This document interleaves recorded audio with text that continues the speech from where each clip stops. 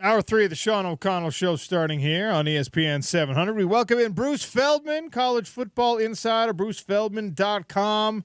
Make sure you read his books, available on Amazon. Bruce, welcome to the show. How are you? I'm doing great. Good to be on with you. Yeah, appreciate you giving us some time here. So conference championship weekend begins with games tonight and then continues, of course, tomorrow. And we've seen the stage sort of set by the College Football Playoff Committee heading into this final weekend of play. What is the game that you think really is kind of like the linchpin? Everything hinges, the final rankings hinge most on which of these conference championship games? The one that to me will be the most fascinating from the playoff side of it is the ACC. You're going to have Clemson with 3 losses and really no good wins against SMU, 1 loss in the top 10. You know, SMU is a terrific story. It's their first year kind of moving up. They have a really good defense. They have 1 loss. It was at home against BYU early in the year where they had like 5 trips inside the red zone, couldn't score a touchdown on the Cougars. I think, based on what the committee showed us, you know, on Tuesday night, when they bumped Miami, a 2-loss team, behind a 3-loss Alabama team that got blown out a couple of weeks ago in Norman against a really mediocre Sooners team, I think that tells the ACC and pretty much tells everybody, SMU, you lose this game, don't think the ACC is getting 2 teams. They're not, because they're not making room and bumping Alabama off for a 2-loss SMU team that also doesn't have any good wins. So I think that's the game that's going to be most interesting to see how it unfolds, from at least from the committee standpoint. Look out here in Pac-12 and now Big 12 country, Mountain West country, depending on how far back you go. There's this sort of ingrained mentality against the SEC bias and against the favorable treatment that happens for the SEC and the Big Ten. And you look at Alabama being the only 3-loss team, right, inside that playoff picture. And, of course, they're not so long ago a dynasty. And, of course, they are a traditional SEC power, and we call them a blue blood. Is that why they are in, though, or is the resume truly impressive enough, not because of the losses, but because of the wins, that if any 3-loss team is going to be in it, Alabama deserves that spot? I think it's a combination of that. I think it's Oklahoma, and as much as the committee will say previous years don't factor into it, I just think it's Alabama. It's in what is traditionally for the last 20 years been by far the best conference. And so I think they're getting the benefit of the doubt. So if you look at Alabama sitting there, they have a really good win at home against Georgia. You know, they have a couple of other good wins, but it's the losses. I mean, they gave up 40 points to Vandy. It's a better Vandy team than normal, but it's still a Vandy team that's barely bowl eligible. And then they got absolutely hammered by a really, really bad Oklahoma team. It's one of the worst Oklahoma teams we've seen in years, and they lost 24-3. And it wasn't like that was like in September. That was just a couple of weeks ago. So to me, you know, they're getting a lot of benefit of the doubt. You know, and the truth of it is, once you get to the number 12, 13, 14 teams, everybody has big flaws. So it's like, you know, if you're Miami, you have 2 losses. They were both against good teams, but, you know, they were up by 21 points against Syracuse. They had the chance to win that game even at and down the stretch. You know, they have a costly, you know, personal foul penalty against one of the receivers. So instead of like second and goal from the 5, it's like second and goal from the 20 or whatever it was. And then they just kind of found a way to lose that game. And so I think, unfortunately, if you're a Miami fan, you got really nobody to blame but yourself on that one. How important is the first round bye? I came into the year thinking for the first 10 years of this expanded playoff, the eventual champion is going to be a team that emerges from that 4, from the first round bye, because otherwise you got to play 4 games in a row, get 4 wins in a row against top 12 teams. That's a huge ask for anyone in college football. But, you know, now the conversation, a lot of it is, hey, that 5-12, like being in one of those spots is really pretty favorable because of how things play out as you move forward. How important is the first round bye in your mind? I still think it's important because you run the risk of an injury in there. And it's already been a long season. I mean, these are these are college athletes, and, some of them are going to be on their 14th game at that point. And, I think there is a physical toll to that, where it's just one less game you'd want to, subject your team to. So, I mean, we'll see, how that really plays out. But again, I suspect you're going to see some key players get hurt, in the weekend of the 19th and the 20th when those first, games are played. That's my fear, my expectation, I guess, that the team that gets, or the four teams that get just a little extra break, have a huge benefit from it. We're out here in Big 12 country now, obviously. Utah and BYU both fall short. Utah well short, and BYU just loses out on the tiebreakers. Arizona State, one of the great stories in all of college football, against Iowa State, but it will be a one-bid league in the Big 12, barring any insane surprises. Which of those two teams you think is better for the Big 12 if they can make it past conference championship weekend? It's a great question. I mean, they're different. I mean, Arizona State's been a remarkable story with young Kenny Dillingham there. I mean, Iowa State, this is, Matt Campbell's done some terrific work since he got to Ames. You have Cam Scatterboot, who's run wild on everybody, and they're playing a not great Iowa State run defense. It's near the bottom of the Big 12. And the one thing going into this, though, is Arizona State is going to be without by far their best receiver. So you would think they're going to be really one-dimensional. And I don't know how that shapes up. In some ways, I feel like Arizona State is a story a lot of people will get behind, in part because of Kenny Dillingham's age, things the styles Cam Scatterboot plays. I mean, I work with Mark Ingram, the Heisman Trophy winner, from Alabama, every week, and he just can't get enough of Cam Scatterboot. It's like his cult hero. So I think there's just a lot of pieces of the ASU story that I think will resonate with a lot of people because they were, predicted to be so bad. I mean, we talked a lot this year about BYU, preseason pick 13th in the Big 12, and they were undefeated for a long time and were a great story. I think Arizona State is one of those that people will latch on to for that reason, and so I think whoever's coming out of it is going to be a big Cinderella team, though, just because neither one's ranked in the top 13 right now. Bruce Feldman, my guest here on the Sean O'Connell Show, talking all things college football with the conference championship weekend approaching and one more college football playoff ranking to come after that. That'll determine who is in the expanded 12-team field. Is there any meaning? Does it mean anything, this quirk of realignment, that all the Power Four conferences could be won by a team brand new to that conference?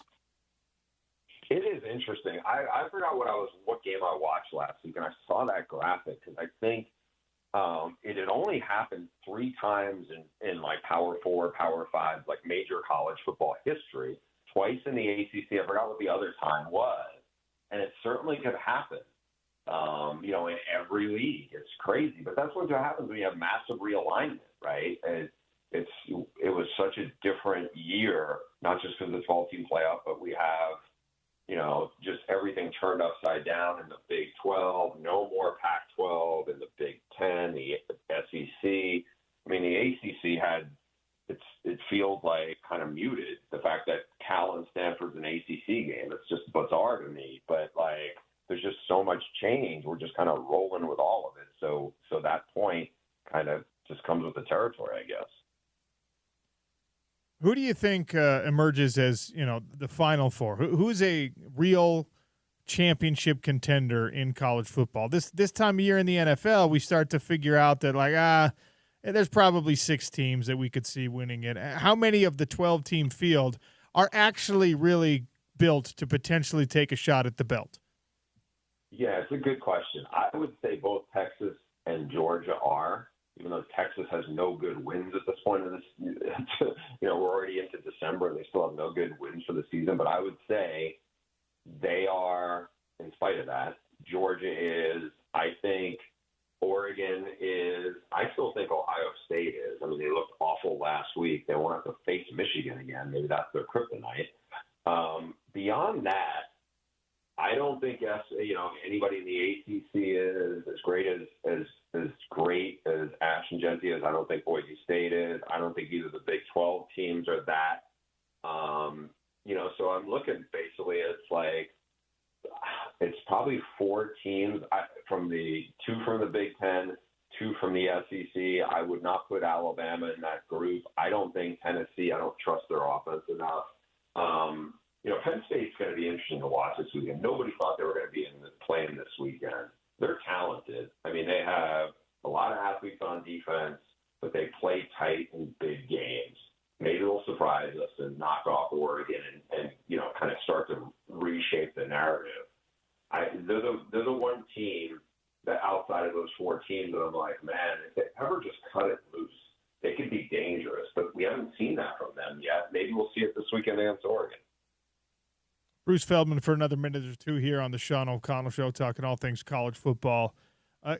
Indiana, are they going to be a flash in the pan? 2024 is the only year we have to worry about talking Indiana football, or is this something, because they have, the revenue, the resources, they're in a Big Ten footprint, that like Curt Cignetti, coach of the year, most likely, is somebody that you actually have to take seriously at that school in the long term? I think so. I think he's just a really, really good coach who has, is very authentic and has this identity that they can recruit to. I think they're, I don't think they're going to, overtake Ohio State as like the preeminent power on that side of the Big Ten. When I say that side, I mean like not Oregon or not on the West Coast, but I think he's going to change them in terms of like kids are going to want to play there. They've made a big financial commitment. If you ask me, like, I think they're going to be it can be a top 25 team. Can they win national titles? That's a different story. But I think they can be a top 25 team. Much like Matt Campbell has changed the narrative at Iowa State, where they can be be around the top 25 and we're not shocked. I think Curt Cignetti can do that at Indiana. Focusing on the local storylines a little bit here, I knew it would be this way. BYU, a 10-win season, and they had everything kind of in their hands. It unfortunately didn't play well enough down the stretch. But even still, 10 wins, one of those a top 10 win, only loss on SMU's record, as you already alluded to, came to the BYU Cougars. And if you're talking about teams that should be in an at-large conversation, I think you could make a decent case for the Cougars, yet there's no, on a national level, there's hardly a whimper, there's hardly a whisper of that possibility.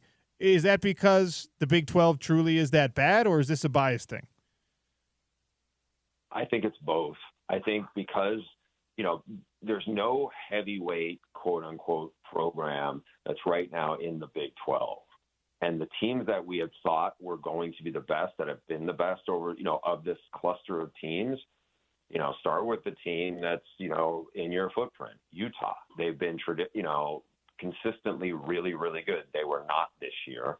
Oklahoma State, which had been the model of consistency in the Big 12, was awful this year. They're 3-9, and they didn't win a Big 12 game. So when you take those two out, I think it just like it's hard for, like, the bias is going to creep in. As you said, BYU has the best resume of all those teams. They went to SMU and beat them, didn't allow a touchdown. They blew out K-State, who's still a pretty good team, and they beat them by like 30.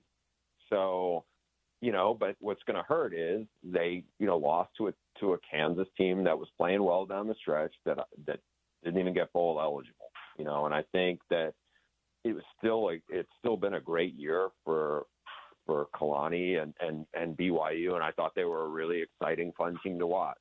You were staying up, whether it was on a Friday night or a late Saturday night, to watch them. And I know that's probably not going to be a lot of solace, but like when you're a team that, unfortunately, you're preseason number 13 in your own league, it's hard for like people on the committee, I think, to like buy in and give you the benefit of the doubt. You just don't get the benefit of the doubt. But I'm interested to see how they can build off of this year, what they do in a bowl game, and then, to win 11 or 12 games or 11 games, that's a heck of a season. And then, again, maybe this is something that's not a one-off. It's something that they can really leverage. Here at ESPN 700, we are the home of the Utes, and it was very obviously a disappointing season for Utah football and for Kyle Whittingham. It seemed like he was going to be making a decision, and I feel the decision has been made. He hasn't made an announcement, and no news is just news that he's going to continue and he's going to come back. Barring any surprises, I think that's what everyone expects. They have finally hired an offensive coordinator in Jason Beck from New Mexico, and now the fan base sort of holds its breath and wonders, hey, was this year a one-off? Was this a bad fluke? Can Utah football get back to what they were? Has the game passed Kyle Whittingham by with the NIL era? And I don't know, how much interest there is nationally in these stories, but obviously here we're very invested in it. What are your thoughts on the future for Utah football in both the short and the long term? I think just in the DNA in the program, I don't think it's going away. I mean, just because of, that physicality. I mean, whether Kyle is there 2 years from now or Morgan's running the entire show, I think he knows exactly, he's part of it. It's in him. I think, you had some really bad breaks at the most crucial position, the quarterback spot. Like if you told me that they were going to ride with Cam Rising for another year like this, I'd be like, yes, that's a tough ask, because just, when guys have a run of injuries like that, it just feels like it's hard to not have them, kind of thing. I mean, this from obviously being involved in a real, the most physical sport, but like, I just feel like that was something that was kind of hanging over them this year. I'm interested to see what Beck does on offense, what that looks like.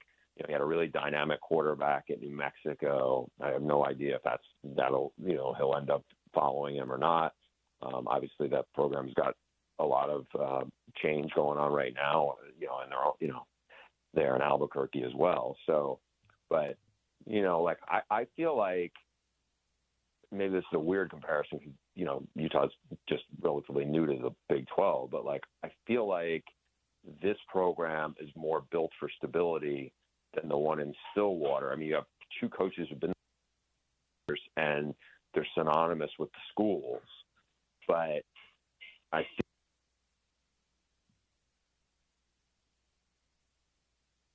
we lost Bruce. Okay, he's connected. Sorry, we had a little technical difficulty there. I was saying I feel like of the two Big 12 schools that had really fallen off this year, Oklahoma State and Utah, where the head coaches' futures are very much in question or have been, I just feel like Utah is probably built for more stability now because of Morgan Scalley and because some of the other people who you would expect will still be there, whereas, Mike Gundy just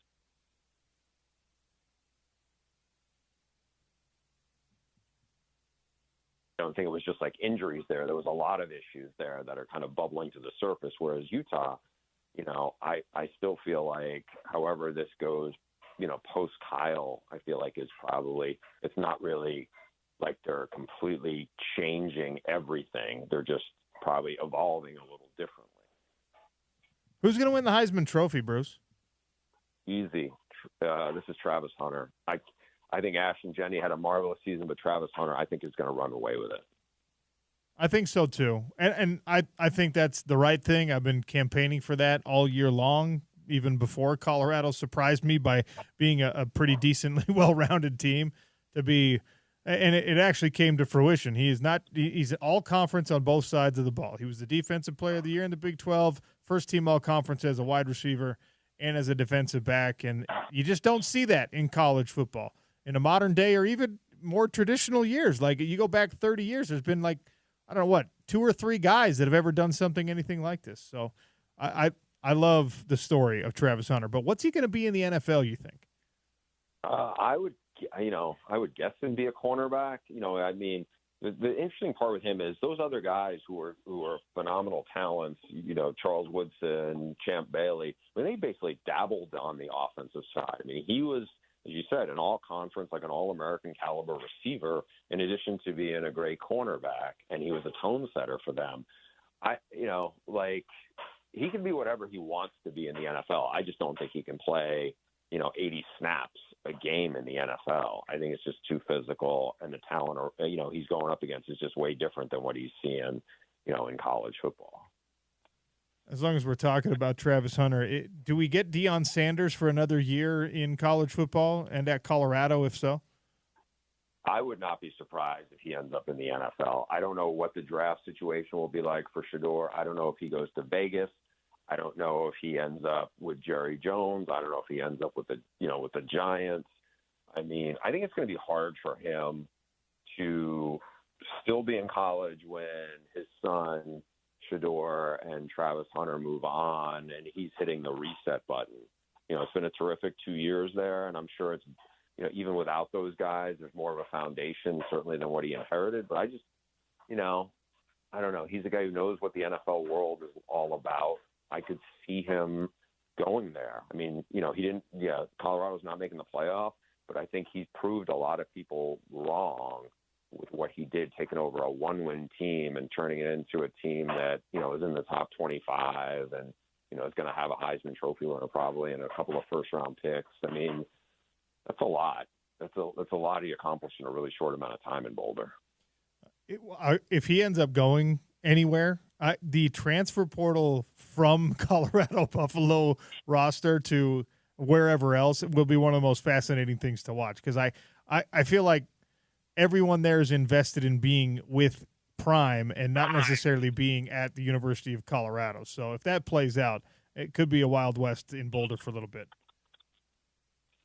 Yeah, you're right. Even if they promote from within, whether it's like a Robert Livingston, the defense coordinator, or whoever it would be, I just think that's Deion Sanders is such a unique presence. I agree with you. I think it's going to be hard to fill almost impossible to fill those shoes. Bruce, I could pick your brain all day, but I'll let you go to stay on clock. Appreciate your time. Have a great weekend. Thank you. You too. Thanks, Sean. That's Bruce Feldman at The Athletic, brucefeldman.com. Published author, college football insider. Follow him on Twitter at Bruce Feldman CFB.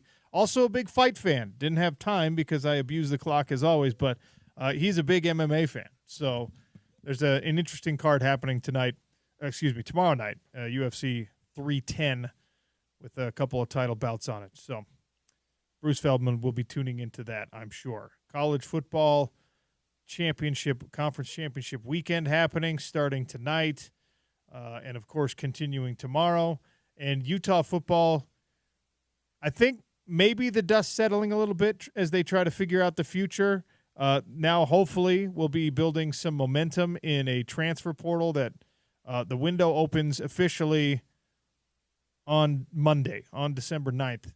Now another Ute put his name into the transfer portal. And this one I actually don't love.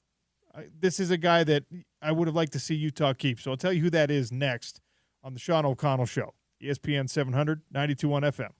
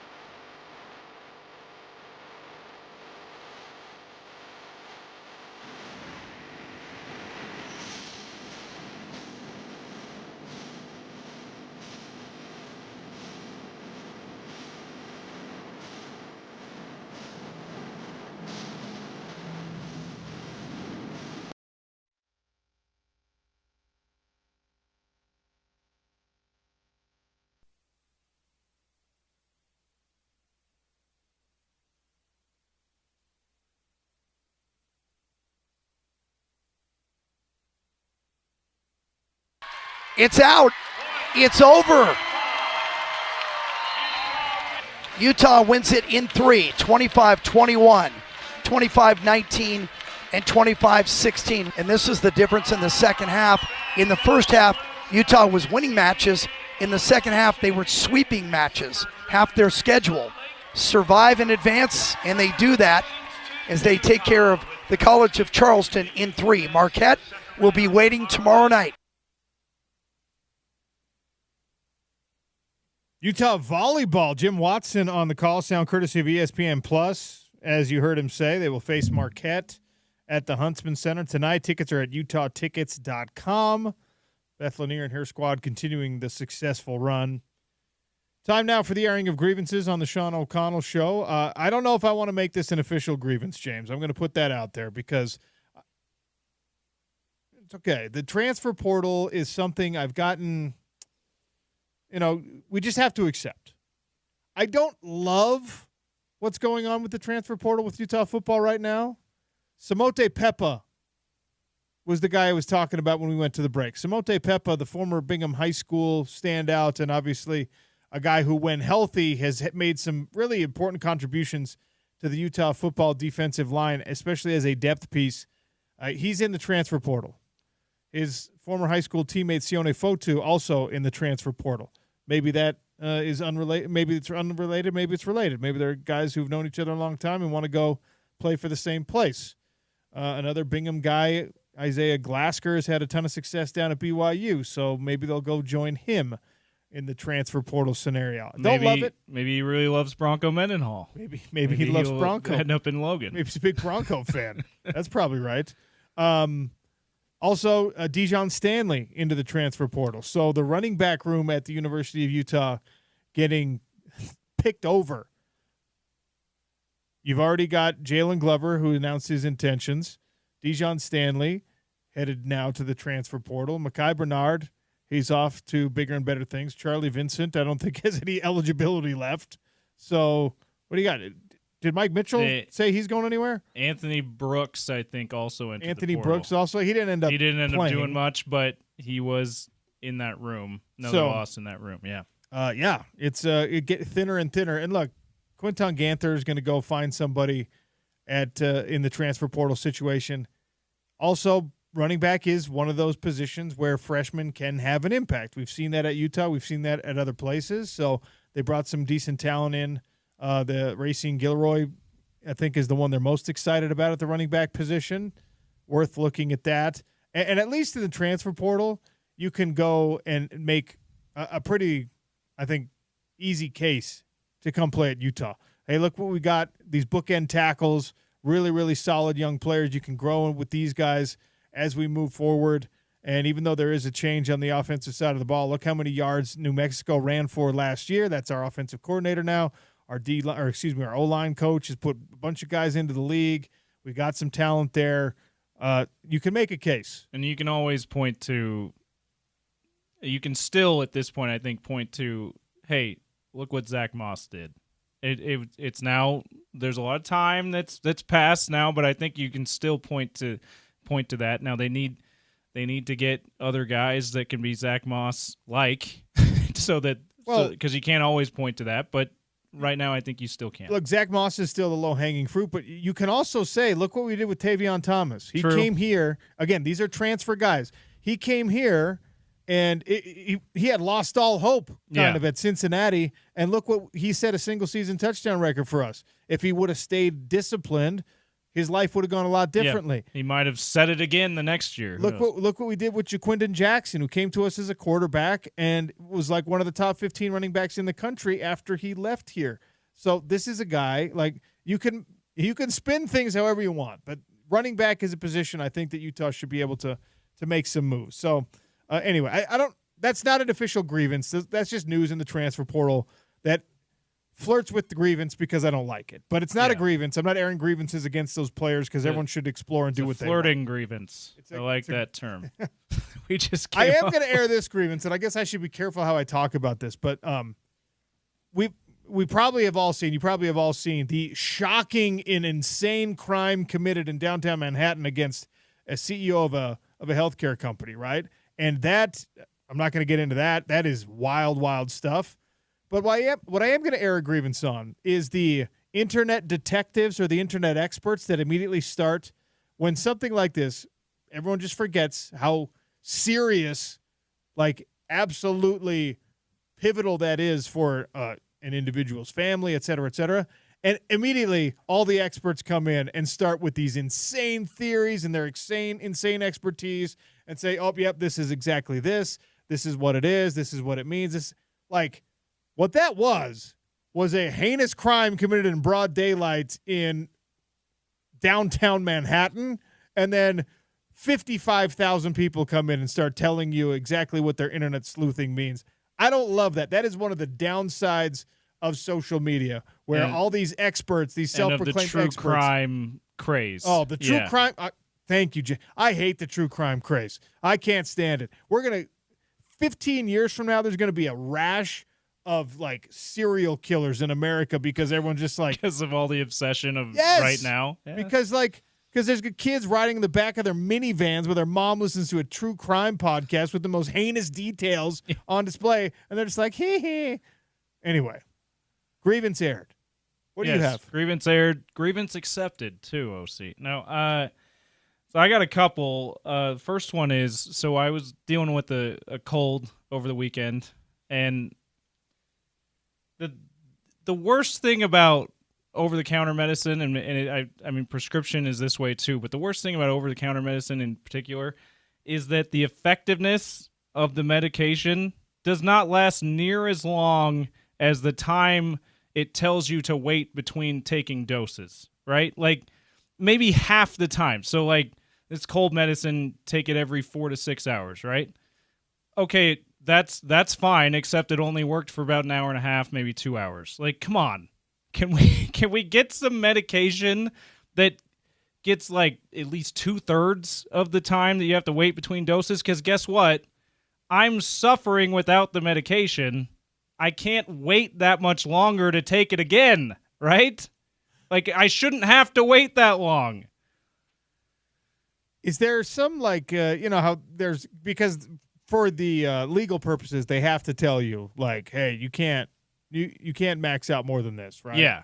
But there's no way bad every for your drug, liver or something. Yeah, there's no way drugs interact the same with everyone's metabolism and liver and stuff like that. Is there some website out there that you can find like, hey, if you're, I don't know, you're a big man, right? Like if you're 6 foot plus and 200 whatever plus pounds, like this medicine is a little bit different in your system, and you need to like your dosing is going to be a little bit different. Because that'd be nice. They have that for I learned this because I have young children, right? On all the bottles, on every single medicine bottle you can buy over the counter for like allergy, for inflammation, ibuprofen, headaches, whatever.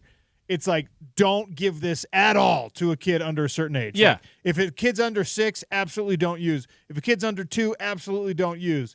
And then when you become a parent of young kids, your doctor will just be like, you can give them this much. Yeah. And then, so you can go find like the infant dosing charts easily on stuff that on the bottle it says, don't use it.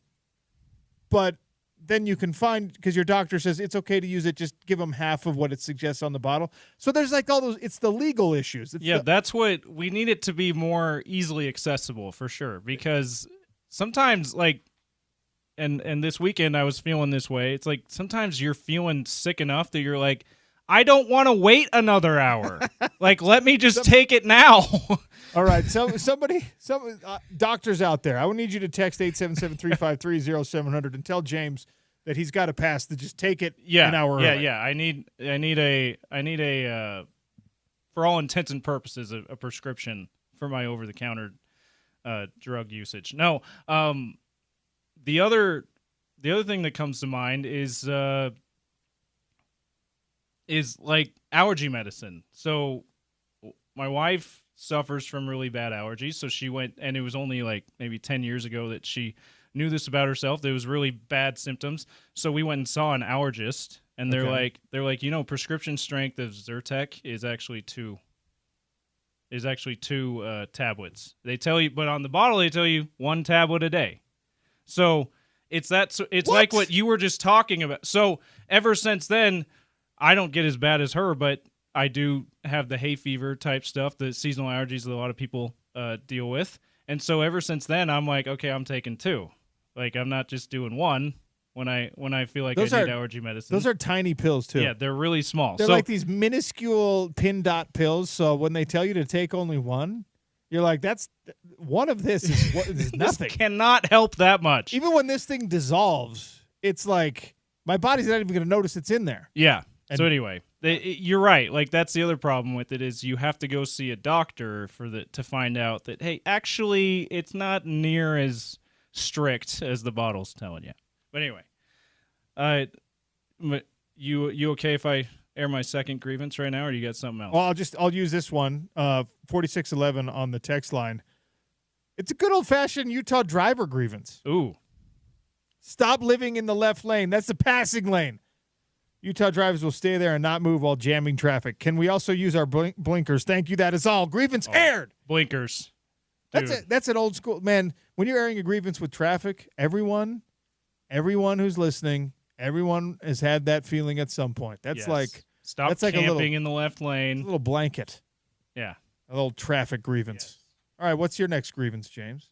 All right, this one comes with the audio from the Dan Patrick show. I like that. Because Purdy is not the guy that can rise anybody up. He needs the pieces around him. Very similar to John Stockton.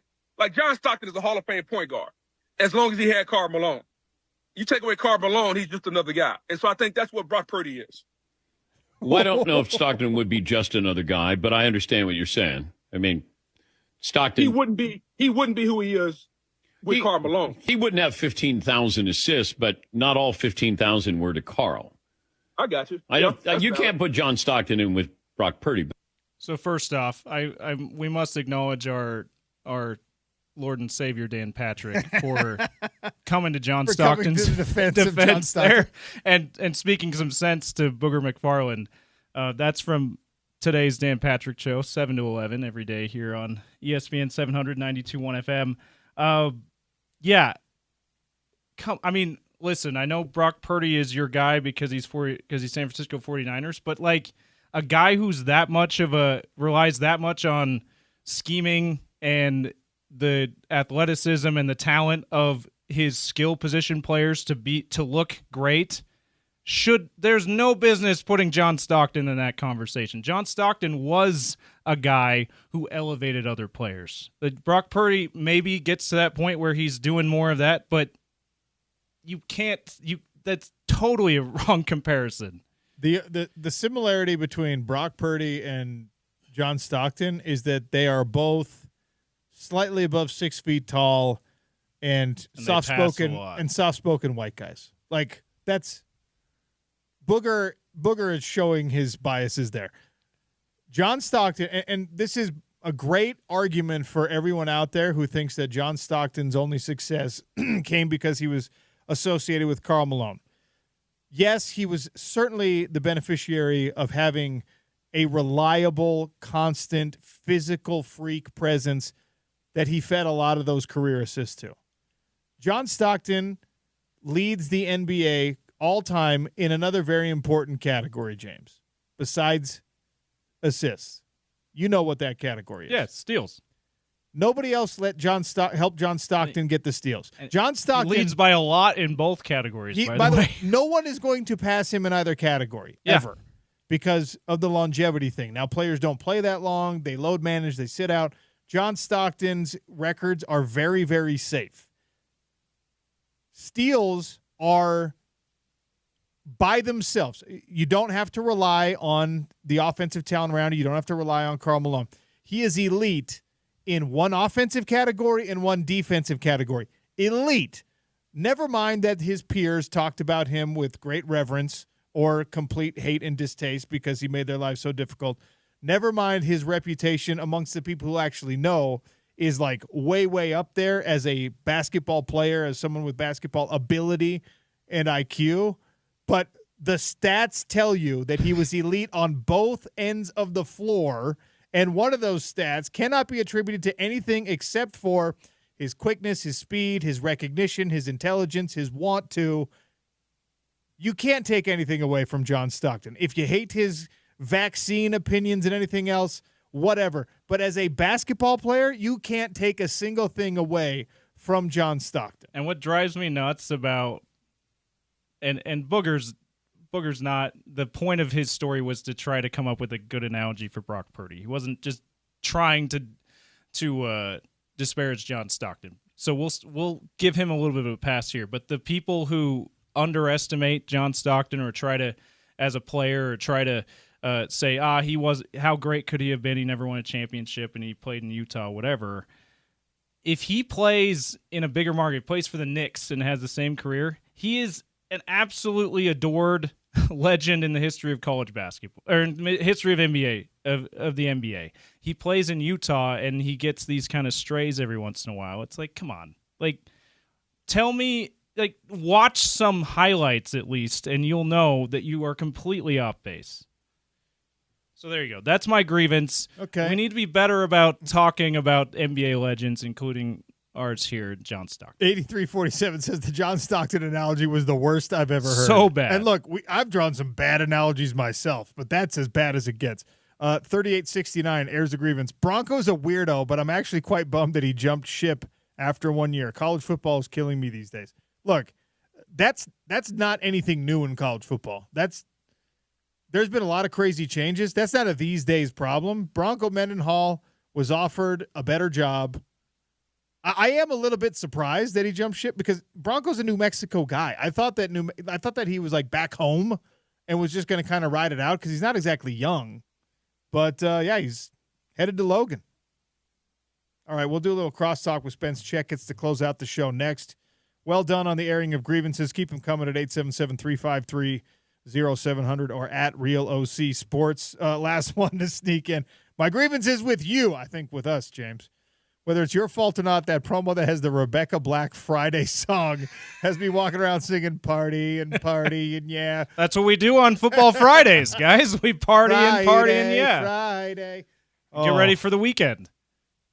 Sean O'Connell Show, ESPN 700, 92.1 FM.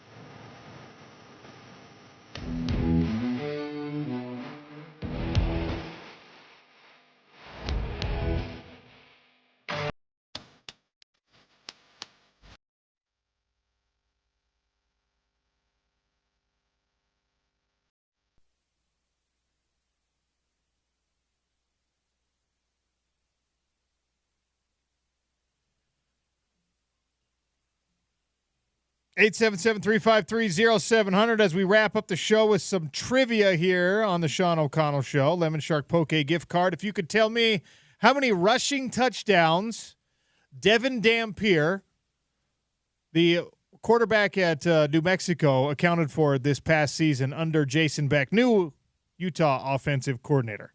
The QB at New Mexico had how many rushing touchdowns? 877-353-0700. Spence Checketts at The Drive are up next. Spence, welcome. How are you? Happy Friday, Sean. Made it to the weekend. To you as well. We've got an offensive coordinator. We have a potential new quarterback, potential new running back. How you feel about it?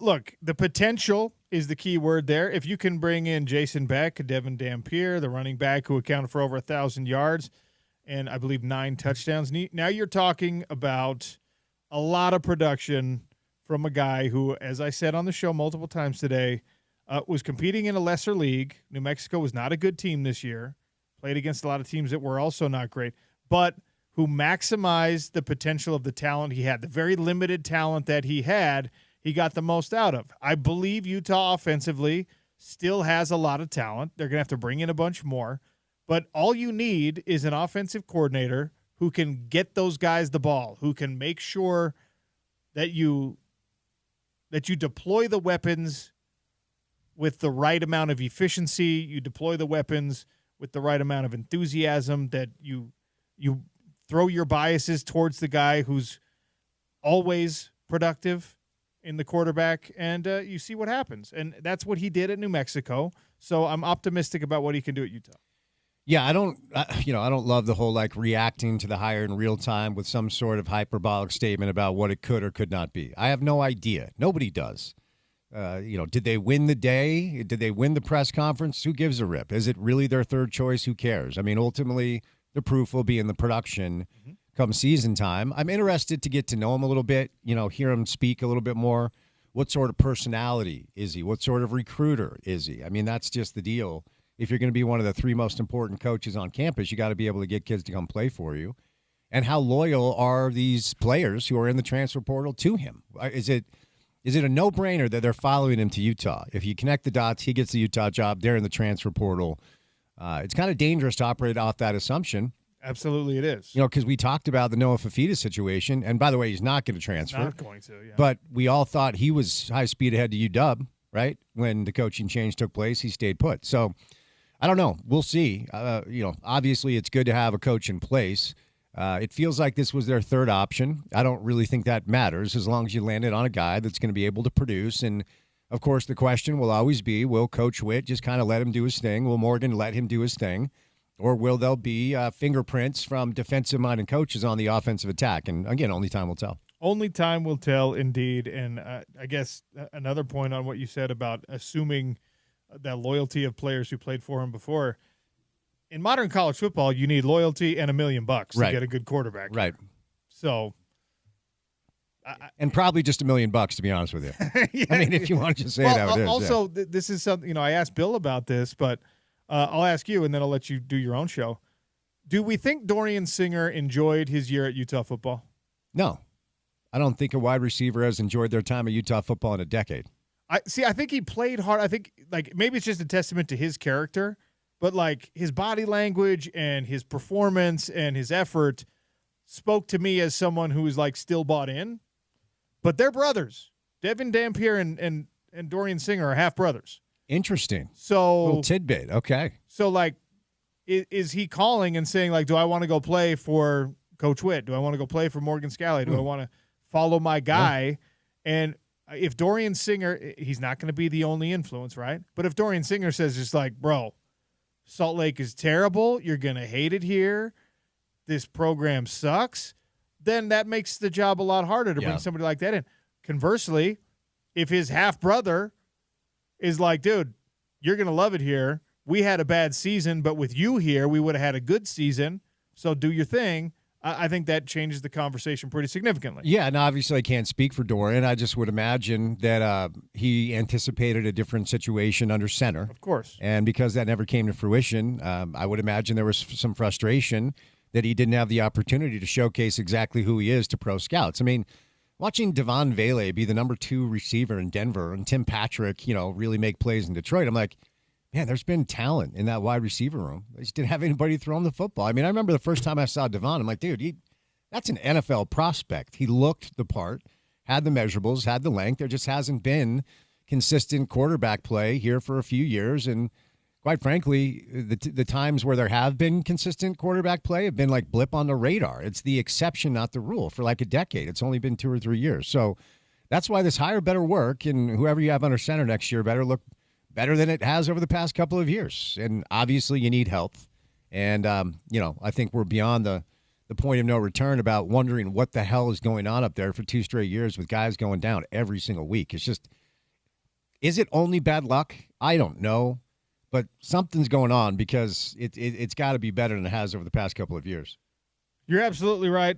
We'll see how it all plays out. Spring football will be upon us before we know it. Got a quick question for you, Spence. How do you feel about John Stockton Brock Purdy being compared to John Stockton? I'm learning about this in real time. I'm more looking at, you have a Monsters Inc. shirt on. I love it. It's my son's favorite Disney movie. We've got kind of a special event coming up tonight with one of our guys. For sure. So I'm dressing up for the part with the Disney shirt. But I'm just learning about the Brock Purdy John Stockton comparison in real time. Booger McFarland said that Brock Purdy is only successful because of the people around him, just like John Stockton was only successful because of Karl Malone. Okay, that's good context. That's not that's a horrible comparison. Isn't it though? Yeah, it's an awful comp. In that context, that's a horrible comp for sure. But Dan Patrick, he was on Dan Patrick's show. That's where it's from. He thankfully went, okay, you can't bring up John Stockton when you're talking about Brock Purdy like that. The all-time leader in steals and assists, and Brock Purdy, who's solid, not great. Now, that's a bad comp, and I'm just hearing about it in real time, so we might have to unpack that on the show. Wonderful. Any advice? I'm going on my first cruise. Zachariah, my guy's going to be filling in. I'm going on my first cruise. Any cruise advice? I've only been on one cruise. Okay. I'll never go on another one. Really? Yeah. Excuse me. I've been on 2. Okay. I went on one. It was an old sales job I had. I actually won a cruise, and I was single at the time. So I took one of my college buddies, like one of my frat bros, and it was 8 couples and me and my buddy Will. And another couple. Great. And we completely ruined everyone's experience. All we did is got way too loose, then went to the piano bar and made the poor guy play Tiny Dancer over and over.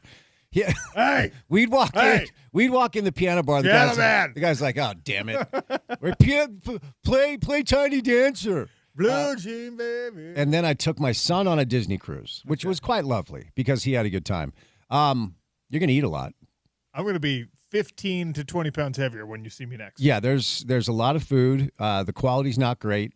You're going to run into a lot of folk that are very excited that this is, they're week away from real life, and they're the ones that get super loose on the buffet. The people watching is fantastic. Where are you going, by the way? It will be. It's a Mediterranean along the coast of Spain, Canary Islands, and Morocco. Well, that'll be awesome. The cruise we went on was to Mexico. Oh, okay. Well, get off and look for some mota. Some cervezas. Yes, we had a handsome cab ride. We had a little cab, the little carriage in back with a bike, And he kicked my buddy off because he called him Gordo, said he was too fat. So and then we had to get back on the ship. Fun memories, but no, it's not anything I think I'll do anytime soon. But you're going to a beautiful part of the world. Yeah, we'll see. I've never been to the Canary Islands or to Morocco. I'm not going to do crosstalk once with Zachariah just to feed into the whole narrative. You know, he will have the deepest complex about that, and I want you to now commit that you're not going to do any crosstalk. I'm going to tease that we're going to do it, and then every day just not show up and listen to him, just kind of tread water while I wait outside. He will weep because he likes your show. He respects you as a professional. And We'll take care of our guy. And he's gonna if you give him that treatment, he will fall apart at the seams. Well, it was just this narrative that was created. Suddenly, I'm listening to him fill in for you. He's like, "Why does Spence hate me?" I'm like, "What's going on?" It was every time. Yes. Zachariah is very much like personal. He's like a BYU fan at heart, where he's just like everyone's always against him. Like, like, come on. He's like very defensive by nature. We'll take care of our guy. Yeah, it'll be great. Anyway, safe travels, buddy. Chewed up too much of the drive. Thanks to everyone who joined us on the show today. Thanks to all of you for listening. Have a great week. And look, treat my guy Zachariah well when he's filling in. It's the Sean O'Connell Show, ESPN 700 and 92.